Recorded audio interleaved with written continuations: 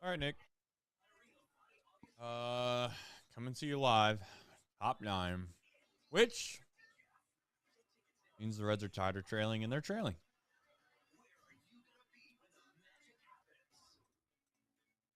I don't know, man. The only thing I know is Brent Suter is nightmare fuel when you're trying to start a show. That is true. Yeah, he works like a mile a minute. Yeah, I know what you're saying. When we're a half inning from starting and I see him on the mound, I'm like, oh, come on, man. I don't even have a light on. I got things I forgot.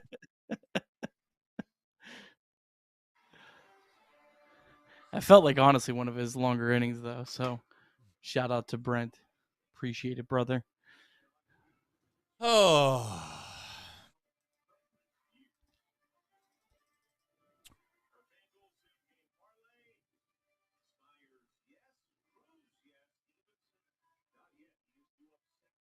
We steal one of these days. Well, you never know. Have we ever had that? This guy has struggled a little bit. Have we ever had that? We had that Dodgers game last year, the McLean walk-off. I think they were down 2 runs. I don't know if we ever had a 3-run comeback in the 9th. Okay. I think they feel like they were down 8-6 maybe. Pat Magooch wanted to let us know we're frauds. Thanks, Pat. Appreciate you tuning in tonight. Yeah, thanks, man. What are we frauds for? Yeah, that's what I was wondering. At least tell me. Fraudulent, maybe husbands having to come down here and do a show every night when we're got an incompetent baseball team.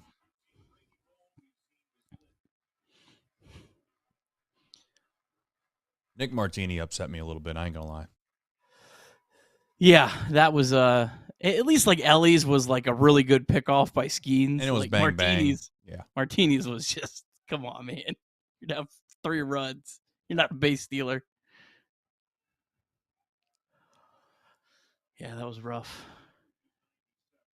I don't know if you're ahead of me, but I just seen the first ball here with Bednar. I'm at 1-2. I'm at 7, 6, 5. Okay. You're ahead of me. How far? I just saw the pitch. Bednar. Let me know when you see the pitch. 5, 4, 3, 2, pitch. All outside. All right. Yep, we're good. Bednar really ran that down to the wire. Yeah, I know. When you said 7 seconds, I thought for sure that I was way behind.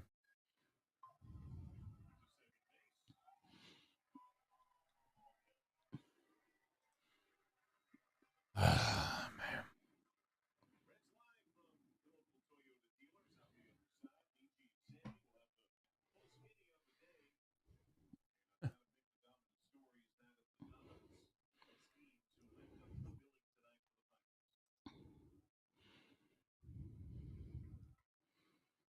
Ty Steve's been struggling a little bit.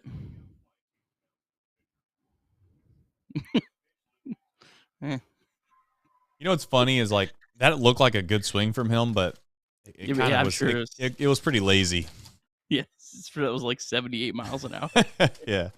It did look good though. It did look good. Yeah, I mean, it looked good. I'm telling you, dude. The only like time I get excited for him is when he goes oppo. He does pull one occasionally, but it's rare. All 2,000 people stand up in Pittsburgh.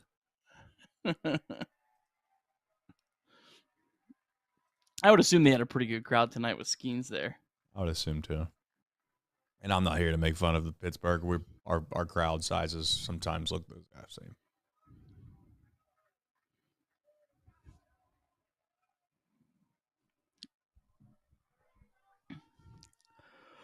I would like to see one more hitter, though.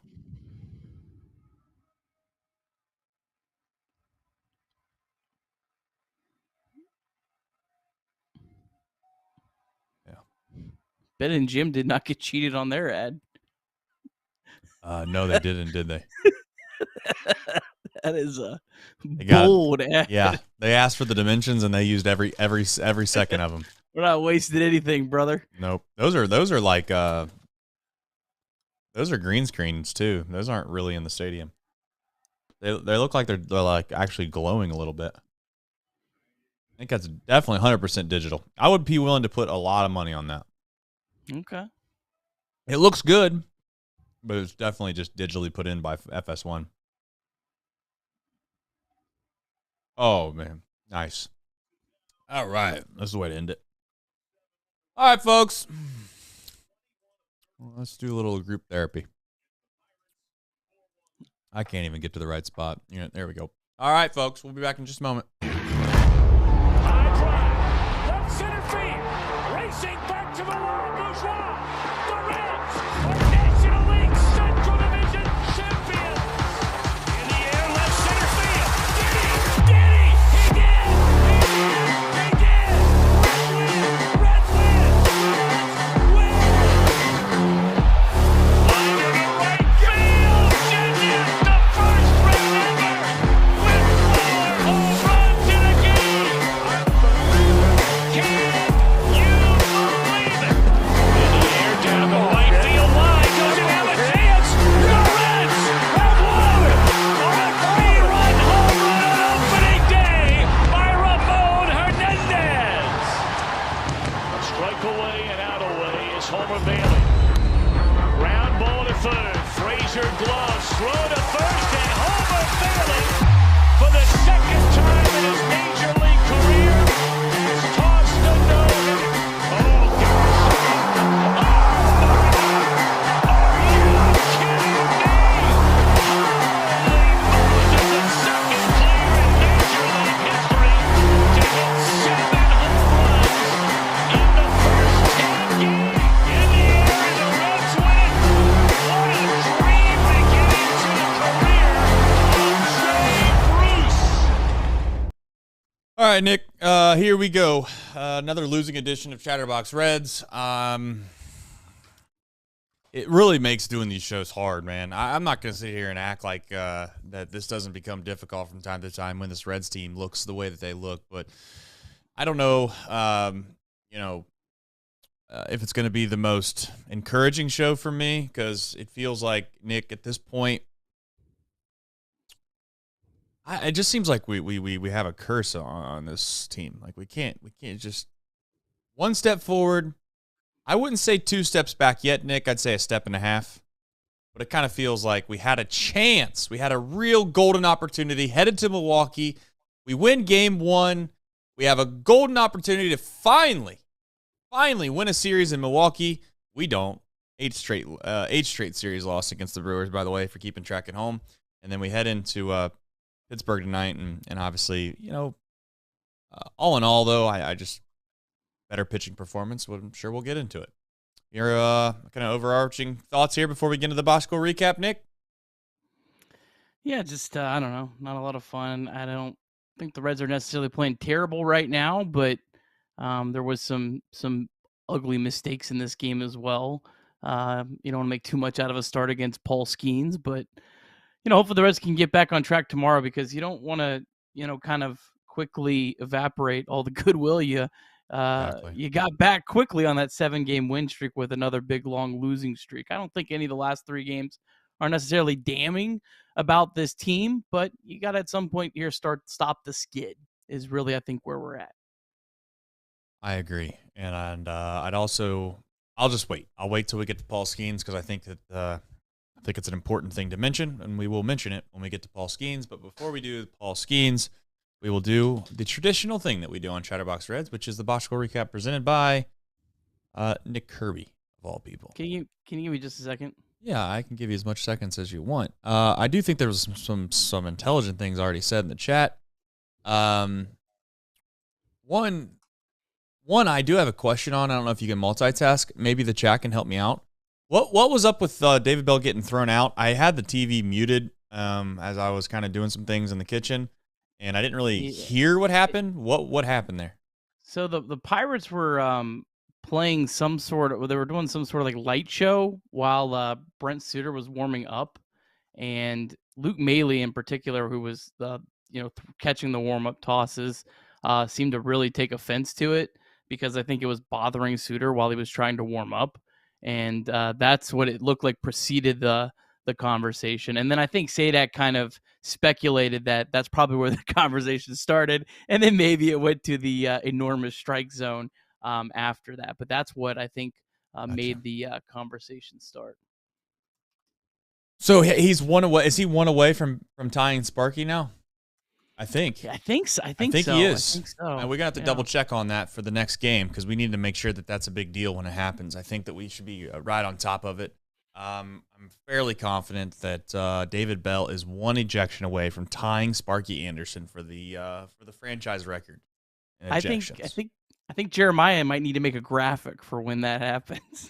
Okay. Well, career Reds ejection leader. Yeah. I mean, that's a great graphic. You might as well go be remembered for something, you know? I mean, I know that there's going to be a lot of people that are making jokes right now about David Bell for other things, but this is my time and my cue to say the Bosch Score recap is presented by Nick Kirby. All right, Reds taking on the Pirates, first of 3 in Pittsburgh. Reds and Pirates coming with identical 34 and 37 records. Reds got off to a good start against Paul Skenes in the top of the first. Elly Cruz crushed a ball to the opposite field for a loud 104-mile-per-hour out. But then with 2 outs, Candelario had a hard-hit single to the right side. Candelario stole second base, and then Spencer Steer crushed a double over the head of center fielder Jack Sawinski, also 104 off the bat, 1-0 Reds. In the bottom of the first, though, Carson Spiers making his first start of the year after being dominant in both the Reds' bullpen and as a starting pitcher at AAA. Spiers walked McCutchen. He threw his first 6 pitches were balls to start the game. Spiers would end up giving up 3 hits in the inning, and the Reds quickly trailed 3-1. In the top of the second, Spiers would give up another run on back-to-back doubles from McCutchen and Reynolds to make it 4-1. However, Spiers did settle in. He ended up retiring the final 10 batters that he faced. It really should have been 12 straight, if not for an error from Elly Cruz.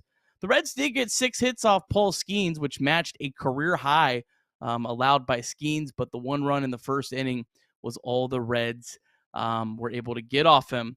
Reds also had some costly base running in the 6th and 7th. Elly Cruz led off with a single in the 6th, but he was picked off by Skenes with the Reds down 4-1.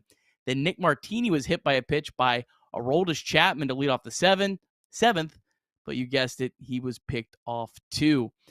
Reds would end up losing this one 4-1. Some other notes from this game: David Bell got ejected in the middle of the 8th inning.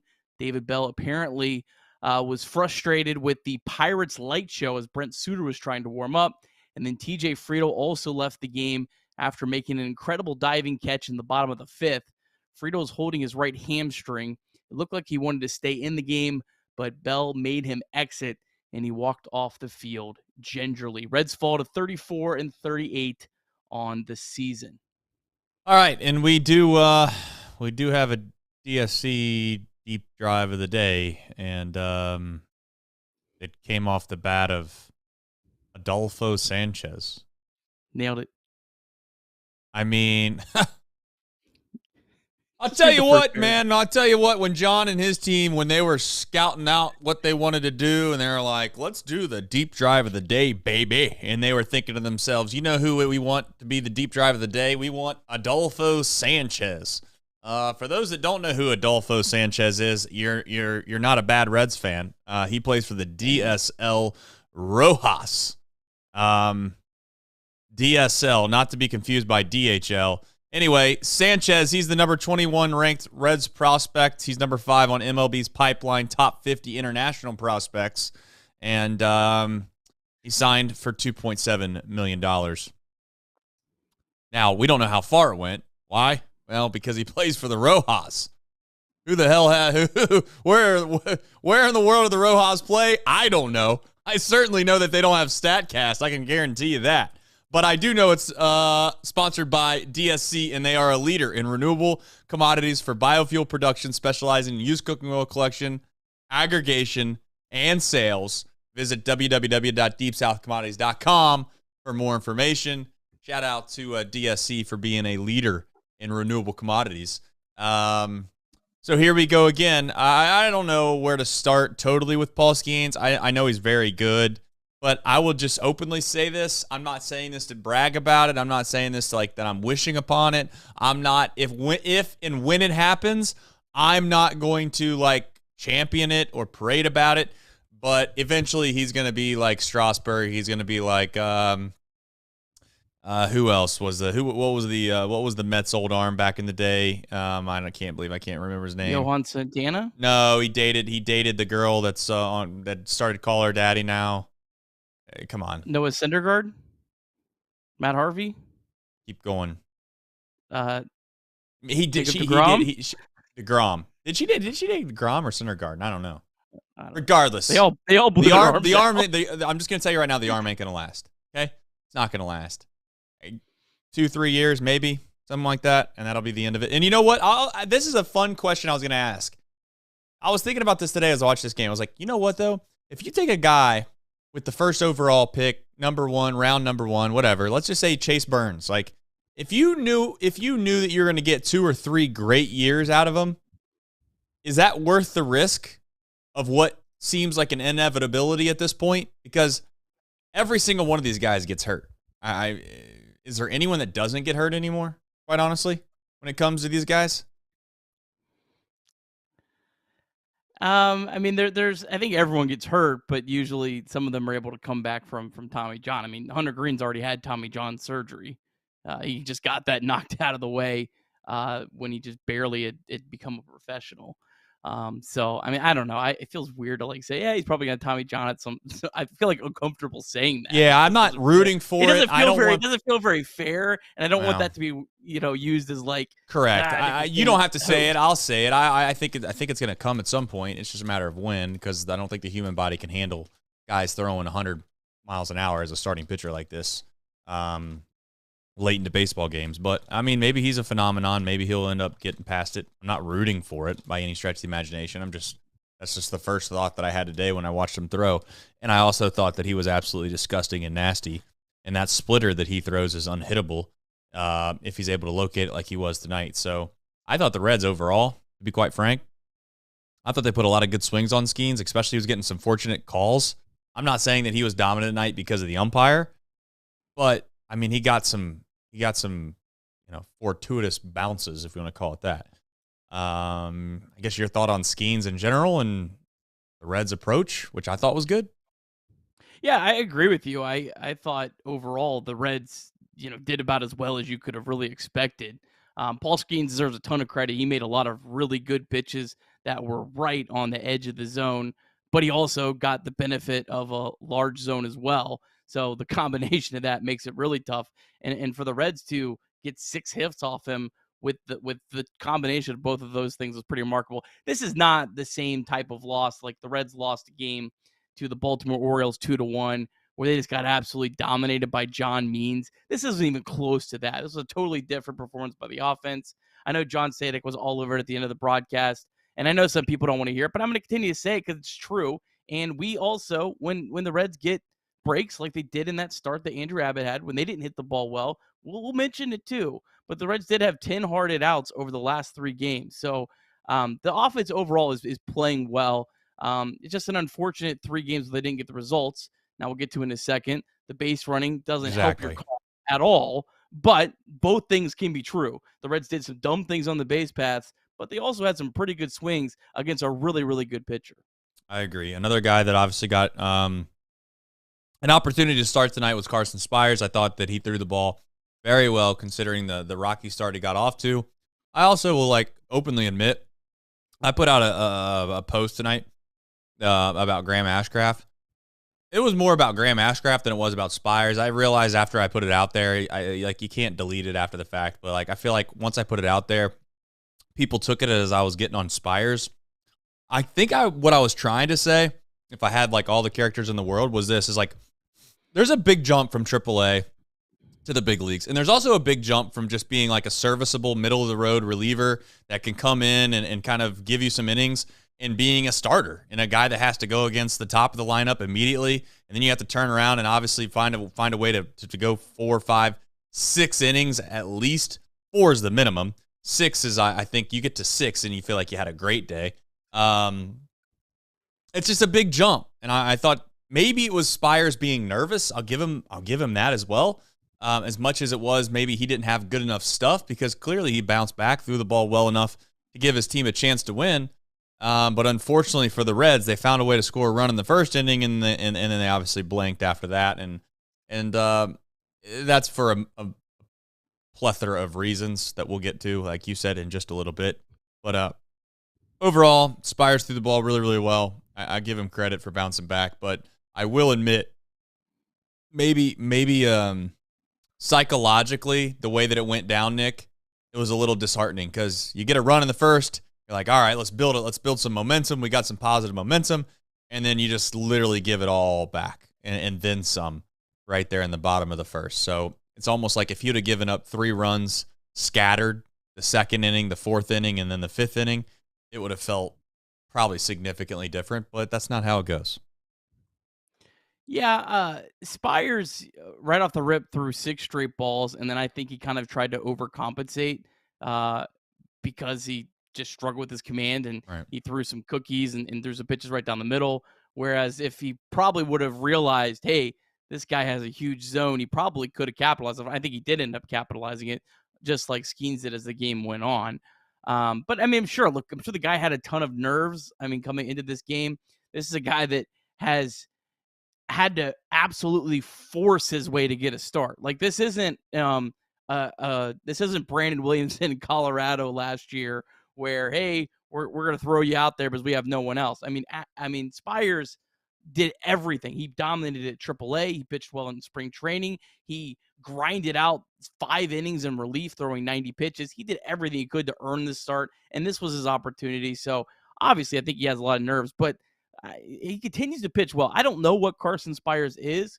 Right. What I do believe he is, I believe he's a valuable arm for the Reds. I believe he's a valuable guy that can work in multiple roles. I think he's maybe a Nick Martinez light, and that's not really, I'm not saying that as a slight on him, but to Spiers' credit, he went 6 innings tonight, and Graham Ashcraft, 6 straight starts. He didn't get an out, or he only got 1 out past the 5th in those starts.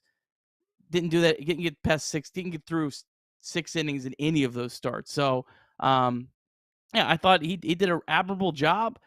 I don't know what you do from here on out. It's probably a lot of it is going to depend on how well Graham Ashcraft pitches in AAA. Yeah, I still believe in Graham Ashcraft personally. I think that it's just a little too early to jump the gun on him, and I'm not rooting against Carson Spires by any stretch of the imagination. It's not like I want to be right with this. I think Ashcraft's probably a little bit better arm than Spires personally over the grand scheme of things, like over the long haul. But time will tell, I guess. We'll see if Spires gets another opportunity. But in the meantime, really, the pitching is not the problem. It's just not. Jumping into a problem is something that keeps rearing its head, and it's like all different ways, man. It just seems like it's never one specific thing that they do. It's base running as a whole. You know, whether you want to nitpick something that and I say nitpick, but maybe it's a real like issue. You want to nitpick yesterday, Fairchild kind of looking back for a split second on the base hit that obviously we all decided to kind of argue about. That's one thing. You get picked off with Nick Martini. That's another thing. You decide sometimes whether it be, and again, Elly's aggressive, so there's times where we kind of give him a little bit more of a leash. But there's been numerous times where this team has just made base running mistakes after base running mistakes. And I'll be honest, like, of all the things, we kind of joke sometimes, the manager or whoever is like, it's not that big of they don't have as big of a role as people act like they do. But at some point, Nick, I do think it's fair to put the blame on if you want to put the blame on David Bell on this, I'm okay with that personally. But I would like to know, we can all somewhat agree, and this is my opinion, and people are going to kill me for this, but like, these guys are grown men, man. They're adults. Like, they know the game. Like, this isn't like Little League where the coach forgot to tell Johnny on second base not to run into an out in front of him because he just doesn't know. He's never done that before. So you better let him know that if a ground ball's to third, Johnny, you don't have to run. These guys know. They know. And I mean, I guess the only semblance of control I think a manager may have is what they can do about it if something bad happens. Do they get on them? Is there some repercussions from it? And I'll just openly say, Nick, there's not a whole lot of options for him to even do that. If that's the angle that you want to take, what are you supposed to do if Elly De La Cruz does make a base running mistake per se? Now, he didn't make one today, but my point is in general, you're going to take him out of the game? You can't. So it's just a tough spot we find ourselves in, and I don't know if we just don't have good baseball IQ players, or maybe it is a manager problem. I don't want to say that it is personally, but I could understand why somebody would say that it is, I guess. I would love to find out if anyone knows where on Baseball Reference you can find out the team leaders and times picked off. I'd love to kind of see where do the Reds actually rank in that, because it's one of those things. Is it because we watch this team every night that we think they're the worst base running team of all time, or is there actually substance to it or not? But yeah, I mean, like Nick Martini. I mean, this is a guy he doesn't just know the American baseball game. He knows the Japanese baseball game. I mean, this guy's. Right. I mean, he's a 33-year-old, almost 34-year-old man. It's just I don't know. I don't know what he was doing there in that spot. It's one thing if he's trying to steal a base off the pitcher and it's a 1-run game, but you're down 3 runs and you're not fast. Like that's brutal. It was a horrible mistake, and it's frustrating. And people are going to blame Cowgill. People will blame David Bell, but I blame Martini. That's who I blame, because he's the one out there. He's the one that has to be smart enough to understand that, hey, I don't mean a whole lot right here. And really, in order for us to get back into this game, they're going to have to drive me in. I'm not gonna pull an Elly De La Cruz and steal second and third. And he got caught sleeping. And the Elly pickoff, I would just say, I'm not gonna scream about it, because I think in reality, I like the decision that New York made. I would also say that I think it's inconsistent with what they do. If they were going to continue to go down the path that they did tonight, which is use their reasonable judgment and say, you know what, all in all, if there wasn't a call on the field, what are you calling this? I think he was out. Having said that, I wouldn't put my life on it. There's zero chance I would do that. And I also would openly admit that I think that play gets call stands 85 to 95% of the time based off of the way the replay system goes. Now, Nick, to be fair, maybe they had an angle that they didn't show on the broadcast. That's possible. But based off of what I saw, I didn't like the call. And it ended up being a big, big call. And I would just say, I don't want to say it's bad luck. People are going to kill me, but that's kind of how I felt. You got a left-handed glove at first base, Nick. If that's a right-handed first baseman, there's zero chance they make that pickoff. It had to be a left-handed first baseman. That's number one. Number two, Paul Skenes had to make a perfect throw over there, and it had to be a snap throw, which he did. He has to have an incredible arm, and that's ultimately what got Elly De La Cruz. And I don't think Elly was sleeping. I don't think Elly was sleeping at all. I just think that it was a really good pickoff. Martini, not so much, but yeah. Yeah, that was the one play that I do think that the replay center has some tools that you could actually really use, because they can sync up multiple cameras and like put them side by side at the same time. Yeah. And that probably was what gave them a definitive view. So I'll actually give them some credit. They probably in New York had a definitive view. I think they also have some tools where they can like separate the bag and the player or something. I saw some crazy stuff on it. So they probably had something that we don't. Be kind of cool if maybe you could, why don't they show that? Yeah. Or why don't they, hey, we send the video of what we did to the broadcast and they show it the next inning and you go, oh, okay, yeah, they did get it right. It feels like you probably respect umpires a little bit more, right? Yeah. Yeah, well, I mean, they've done that obviously in the other leagues, XFL or the whatever the league was in football, where they started to kind of show you they've tapped you into the replay center's audio feed when they were talking about it, and you could kind of get an idea of what they were thinking and seeing. Now, I know that's very, very risky when you're Major League Baseball to do that type of stuff, because there's nowhere to hide, right? There's full transparency. Heaven forbid having that, but that was a big play in the game. Elly got picked off, and then there was a couple base runners subsequently, and that was really what felt like the Reds' last real chance to kind of make a dent into the Pirates' lead. And unfortunately, all was for naught. So, the time to go to an app. Is that where we're going to go next? I think we are. For those that are wondering, there's a thing called the Game Time app. If you're looking to go to a baseball game and you want to wait all the way up until game time, there's nowhere better to go. And Nick, aren't they? They're what are they? The official partner? Could you read that again? They're an authorized ticket marketplace. Authorized. Okay, that's what Baseball. it is. And you know what, Trace? That makes getting tickets even faster and easier. Prices on the Game Time app, they actually go down the closer it gets to first pitch. Killer last-minute deals, all-in pricing, views from your seat, and the lowest price guaranteed. Game Time takes the guesswork out of buying MLB tickets. They have all-in pricing. You can toggle this feature, and it shows you the total up front with no surprise fees at checkout. The lowest price guaranteed, or Game Time will credit you 110% of the difference. Take the guesswork out of buying tickets with Game Time. Download the Game Time app, create an account, and use the code Cincy for $20 off your first purchase. Terms apply. Again, create an account and redeem the code Cincy, C-I-N-C-Y, for $20 off. Download the Game Time app today. Last-minute tickets, lowest price, guaranteed. Guaranteed. And as always, if you need 988, text, call 988. Please do so. Mantherapy.org. Another thing too, quickly, just because it's more of like a friend thing. This is a semi-free ad, but sometimes I'll give a free ad because people have supported us in a little bit of a way, and also maybe there's a semblance of a chance that that there's a partnership on the back end. But more importantly, I got some seeds sent to me by a guy that watches the show.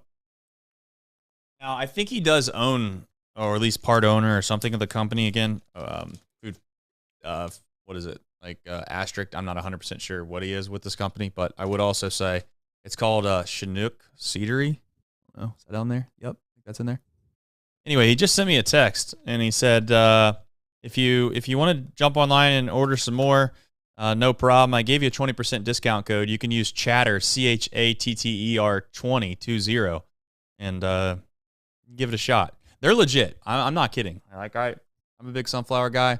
No free ads, but I'm usually kind of know exactly what sunflower seeds I like. There was one flavor called lemon pepper that was so good that I told him that I actually would give him a free ad for it. So there you go. What happens? You send me free stuff and it's really, really good. You got a chance. All right. Let's see if I'm missing anything here. Make sure I'm not missing anything. All right, we're good. All right, so yeah, let's talk about it. TJ Friedl. You can't blame the guy for playing baseball. Like that's the real I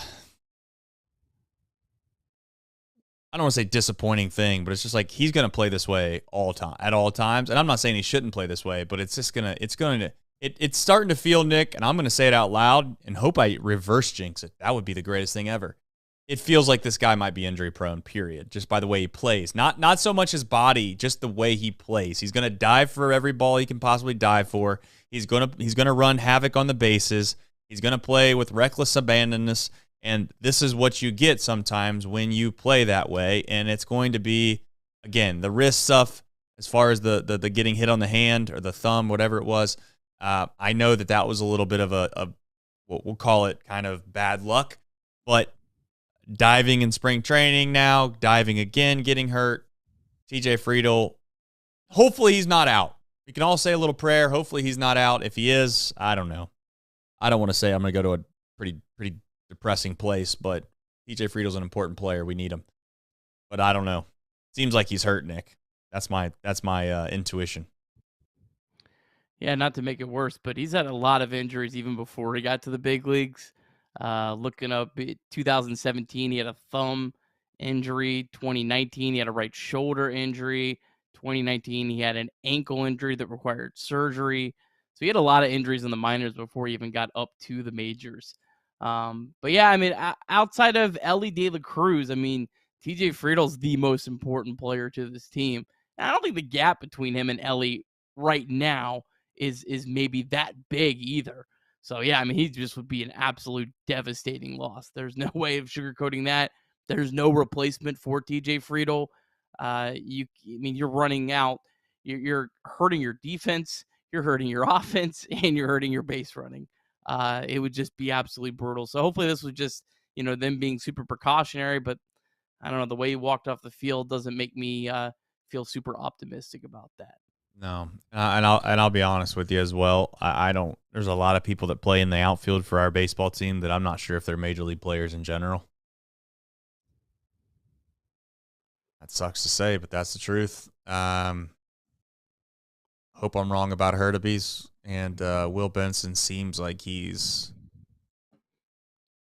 I had a question for you, not to jump all over the place here a little bit, but do you think the Reds would be wise to try to with the speed that they have and the stylistic play that they like to seem to want to play, do you think that they let the ballpark they play in get, I don't want to say get in the way of finding just guys that put the ball in play versus pop and power?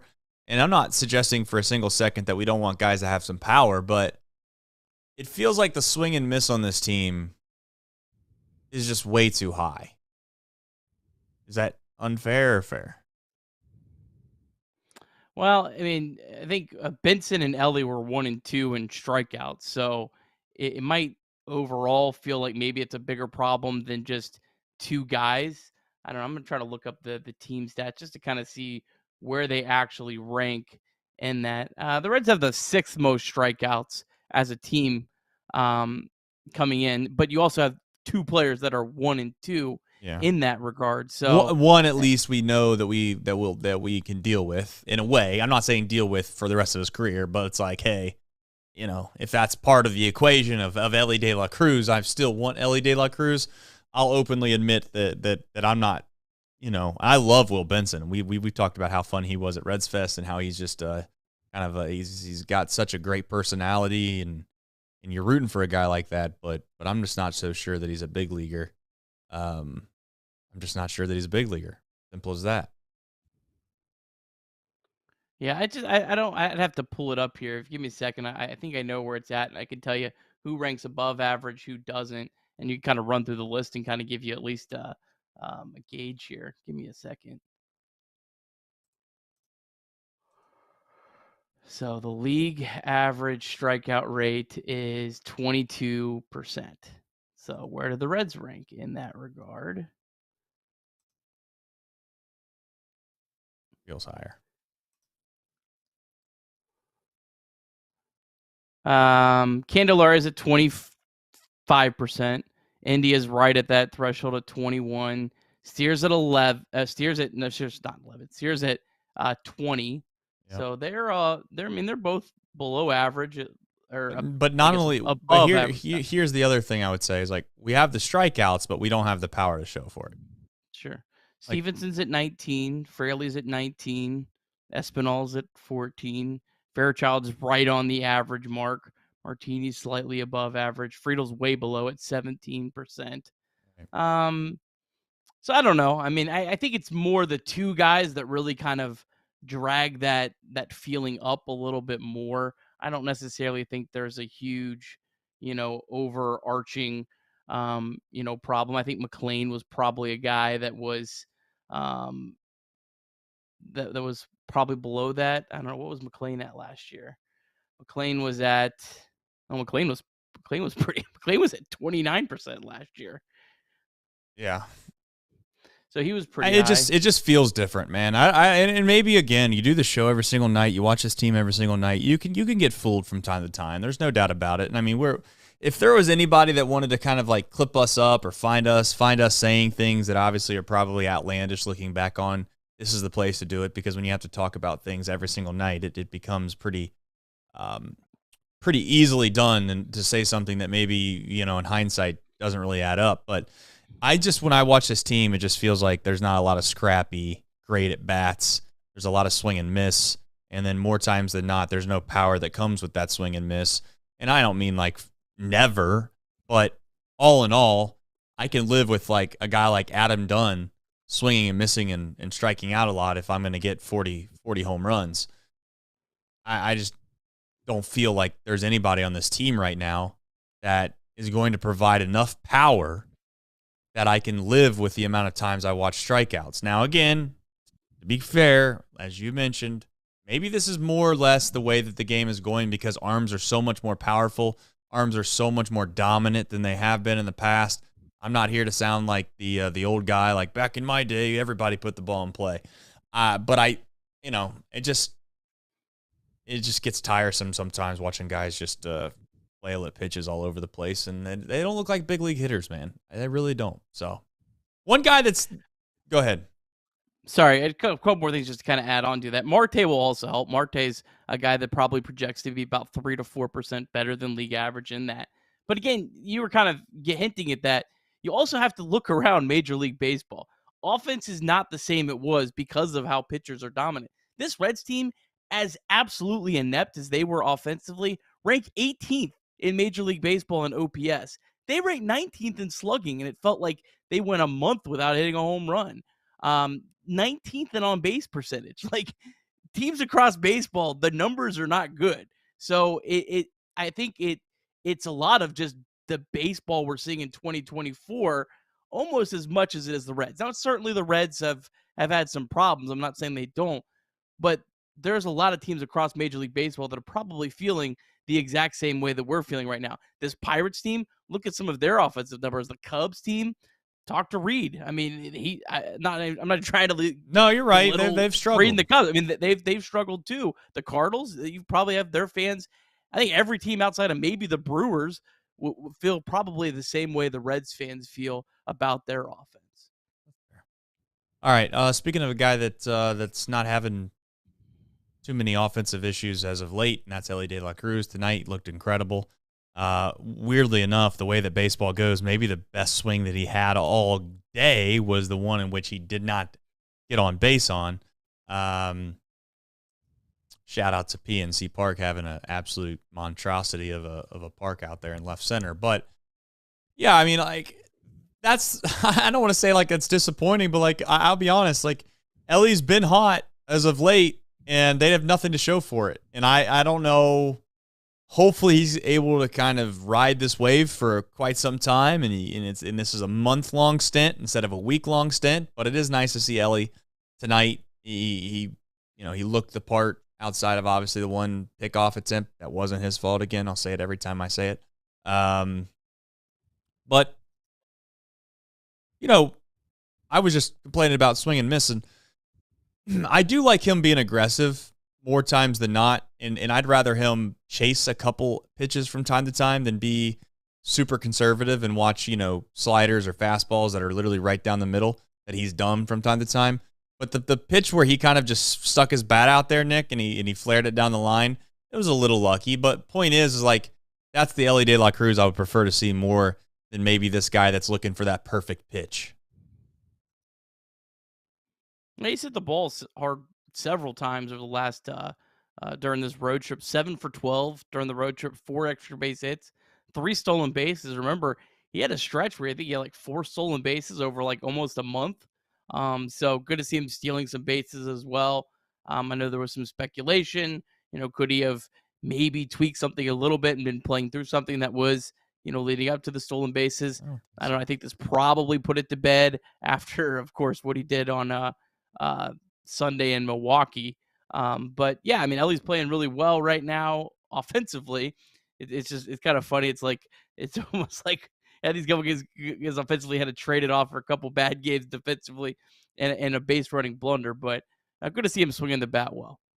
I agree, and I would also say the reason that he wasn't stealing a lot of bags in that last the month that you had mentioned there is largely because the Reds' offense was so inept. It felt like every time we got a base runner on, you remember that stretch, like where it was like gold. It's like, all right, let's not ruin this. We finally got somebody on base. Let's not be aggressive, and couple that with the fact that he probably wasn't on base nearly as many times as he's been on as of recent as well. That's part of the problem. So it's hard to steal second base when you can't get on first, Nick. I don't really have a whole lot more to add from tonight. I think that, listen, I know there's a lot of doom and gloom in the chat, and I know I'm usually the guy that delivers that sermon from time to time. I'm not there yet. I will say it's disappointing without question that we find ourselves where we rattle all these wins off, and it's like, holy smokes, how did we find ourselves back to almost 500, right? The other day, we were a win away when, and, you know, with all due respect, we'd never had a chance to win on Saturday, it felt like. But Sunday, well, yeah, no, we did. Saturday and Sunday, quite frankly. Point is that we went from having a chance to get to 500 and now we're, what, 4 games below? We got to find a way to win a series. And I know as many times as we've lost a series by winning the opening game, I would love to find a way to win a series when we don't win the opening game, which is possible here. We got a chance. Maybe that's the recipe. Maybe Right, that's what they need to do. But yeah, like I said earlier, I mean, it's just about avoiding losing streaks. The Milwaukee Brewers have not lost more than 3 games all year in a row. So, you know, the Reds are at 3. This is kind of, hey, can't let it get to 4. I mean, I think that's kind of, you know, where the Reds have to be right now. Because I don't really see anything in the last 3 games that is super concerning. I think overall there's been, you know, some positives in each of those games. But you can't let this turn into snowball on you. Yeah. And last thing I'll say, I kind of glance over the chat from time to time. Mark asked about it. He said Ashcraft better option. Thought I'd never ask that. I don't think so. Listen, this isn't about like I think I'm very, very, very strong in this opinion. I like Ashcraft, yes, but Carson Spiers doesn't deserve to be. He doesn't deserve to be like jumped on just because he got off to a bad start in his first start of the year. And with all due respect to Ashcraft, he's had some issues in the first couple innings of most baseball games, regardless. So it's not like one's unbelievably better than the other. I will just always die on the hill that I think Graham Ashcraft, all things considered, is a pretty good 5th starter. Will he be the guy that's going to anchor a rotation or anything like that? Probably not. But I still think when Graham's going to the mound, I still have this semblance of confidence. And you know what? Spiers, if he gets another opportunity, maybe he'll showcase why they gave him an opportunity in the first place is because he threw the ball really, really well. The nerves will hopefully kind of dissipate, and he'll get back to throwing the ball well right from the start.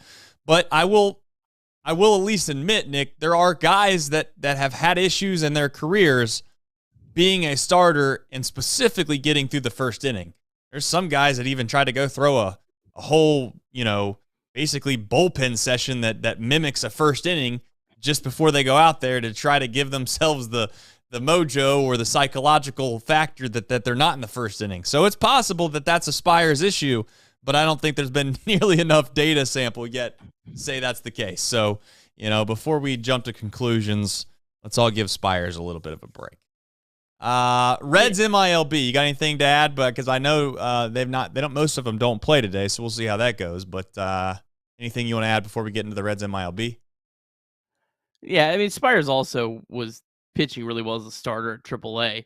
I think where was it at? He had a 1.69 ERA his last 42 innings as a starter. So he's worked as a starter. We did have some positive news, though. Quote, range of motion test was good.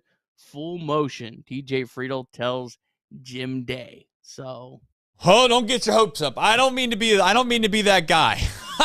I don't mean to be that guy, folks, but I'm going to say right now, do not go to bed tonight thinking that TJ Friedel's back, because you'll probably wake up tomorrow and they'll say there was inconclusive evidence due to farther review. Not Nick Senzel, basically Nick Senzel at this point. TJ Friedl won't be back till spring training of 2025.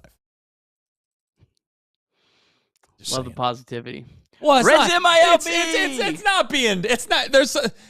There's a little truth in what I just said. I don't give a damn how positive or how optimistic or how prude you think I may be. I'm just saying there's some truth behind that. Anyways, Reds MILB. Please be okay. Presented by all right, Nick Kirby. The Rojas. Just a couple teams in action. As mentioned, DSL Rojas, they laid the whipping stick on the DSL Royals Ventura, 19-5. Adolfo Sanchez got his first professional home run, also tripled, drove in 4 runs, 2 for 6. This was the Reds' prize international signing.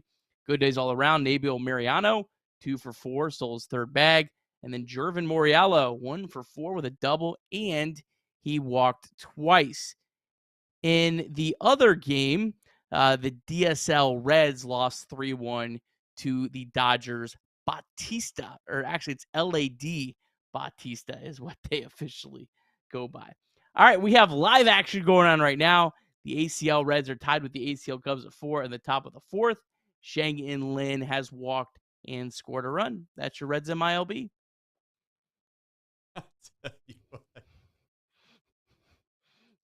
Do you think this would be your life? No. I feel like Shang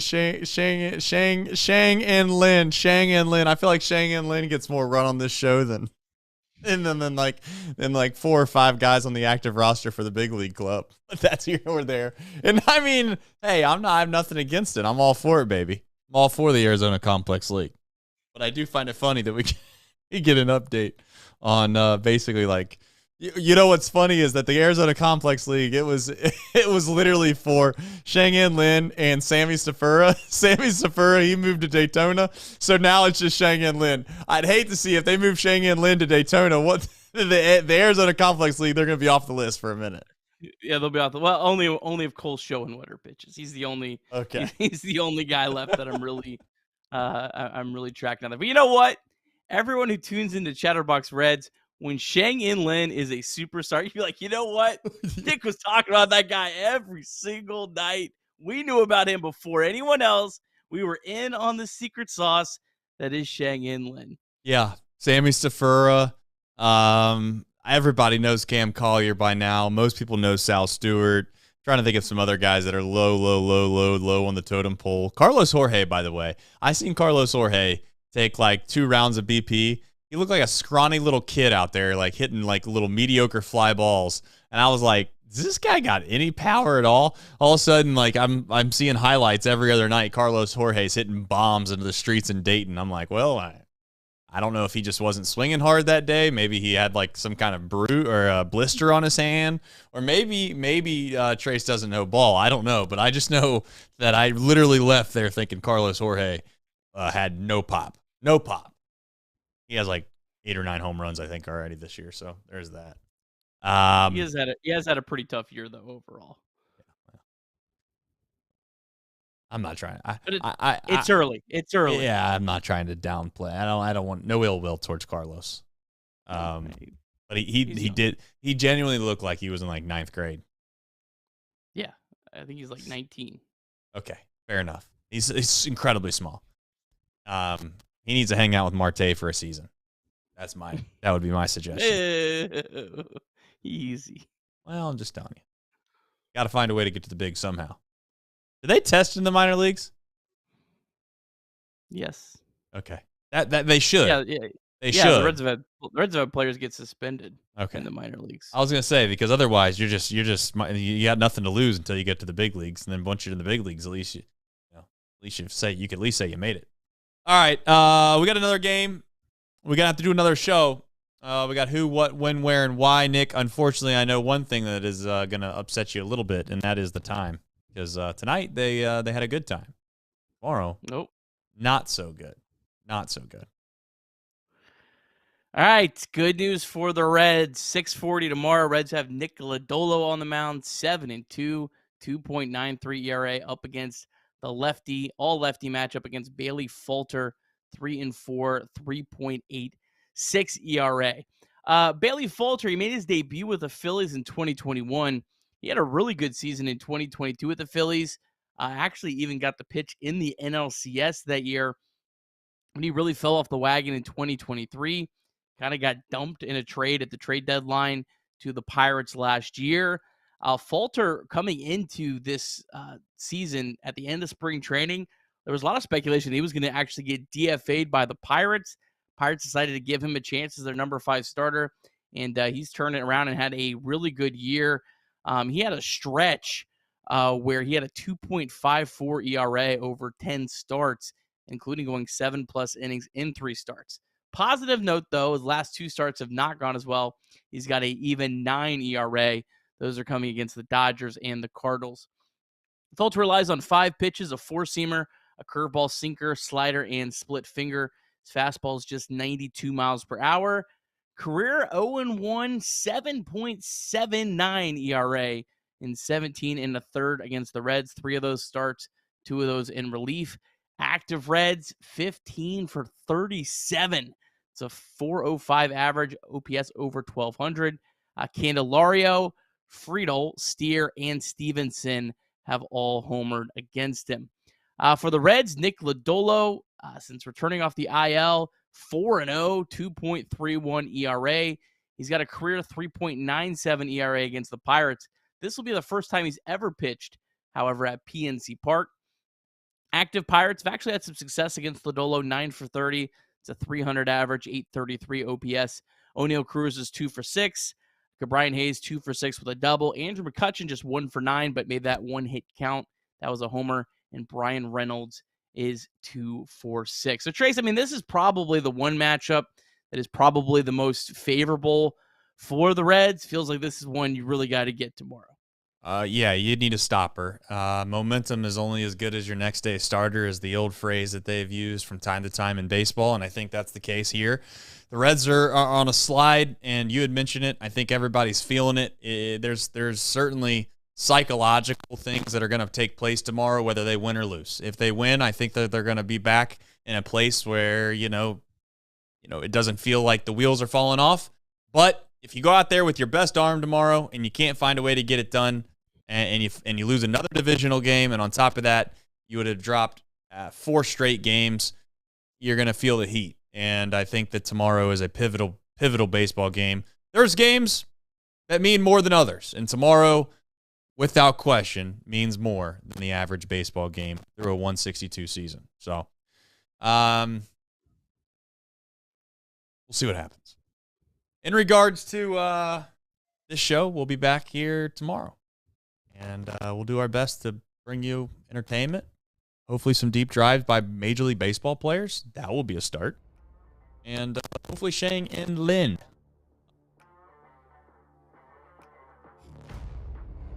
Oh, no. We What? lost him. Oh, You didn't lose me. Your mic cut out for a second. Well, you shouldn't have lost me. Anyways, chat, I'm back.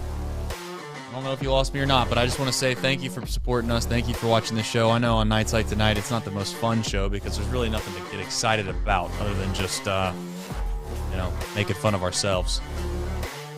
But we hit the ball well off of Paul Skenes, okay? Don't let anybody tell you different.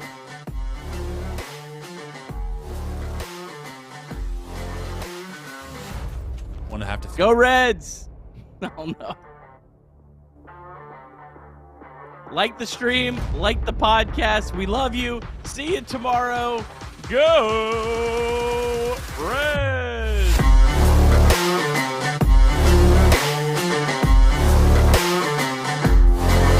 Oh, man. It's a shame when your microphone comes unplugged, everybody. We'll see you tomorrow. Love you.